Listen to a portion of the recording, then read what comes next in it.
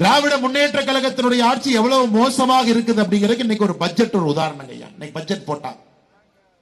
இந்த பட்ஜெட் யாராச்சும் நேரம் இருந்து உங்களுக்கு நேரம் இருந்தது வேலையெல்லாம் செஞ்சு முடிச்சிட்டீங்க, திமுகவினுடைய பட்ஜெட் பார்ப்பதற்கு நேரம் இருந்தது நாங்க ஐயா, இது ஒரு டப்பிங் படம் பார்க்கிற மாதிரி இருந்துச்சு.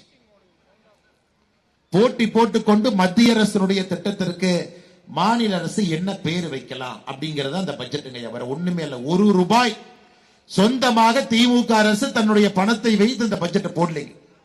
நான் சில பேர் சொல்றேன், பார்த்தா உங்களுக்கு தெரியும். பட்ஜெட்ல ஊட்டச்சத்தை உறுதி செய் அப்படின்னு ஒரு திட்டத்தை நீங்க அறிமுகப்படுத்துறாங்க ஐயா. இதை நம்முடைய பாரத பிரதமர் நரேந்திர மோடி அவர்கள் போஷான் அபியான் அப்படின்னு ஒரு திட்டத்தை கொண்டு வந்து 6 வயதுக்கு கீழே இருக்கக்கூடிய குழந்தைகளாக இருக்கட்டும், கர்ப்பிணி தாயாக இருக்கட்டும், அவர்களுக்கு ஊட்டச்சத்துக்காக போஷான் அபியான் என்கின்ற திட்டம் இந்தியாவில் இருக்கு. அதை அப்படியே பெயர் எடுத்துட்டு ஊட்டச்சத்தை உறுதி செய் அப்படின்னு ஒரு புது பேர் வச்சிருக்கிறான்.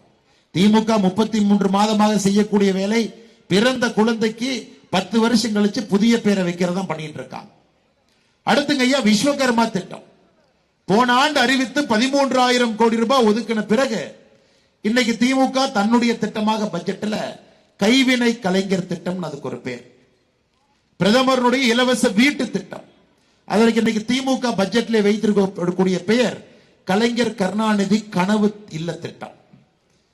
பிரதம மந்திரியினுடைய கிராம சாலைகள் திட்டம் அதற்கு தமிழக பட்ஜெட்ல வச்சிருக்கக்கூடிய பெயர் முதலமைச்சர் கிராம சாலை திட்டம். சஹி நிவாஸ், அதாவது நம்முடைய குழந்தைகள், நம்முடைய பெண்கள், சகோதரிகள் பெரிய நகரத்தில் தங்கி படிக்கிறாங்க, அவர்களுக்கு மகளிர் விடுதி, அதுக்காக சஹி நிவாஸ் என்கின்ற திட்டத்தை பிரதமர் அவர்கள் கொண்டு வந்து நடந்து கொண்டிருக்கிறார். தமிழ்நாட்டில் 20 சஹி நிவாஸ் இருக்கு.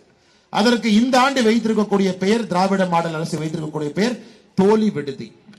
சோ நீங்க அந்த பட்ஜெட் எடுத்து பாத்தீங்கன்னா ஐயா, மத்திய அரசுடைய திட்டங்களுக்கு அப்படியே மாத்தி அதற்கு திராவிட மாடல் அரசு ஒரு பேரை வச்சு தன்னுடைய திட்டமாக வைப்பதற்கு ஒரு பட்ஜெட் 3 மணி நேரம் அசம்பிளியில் உட்கார்ந்து இருக்கிறாங்க. அதை வேற நாம் பார்க்க வேண்டும் என்று எதிர்பார்க்கின்றார்.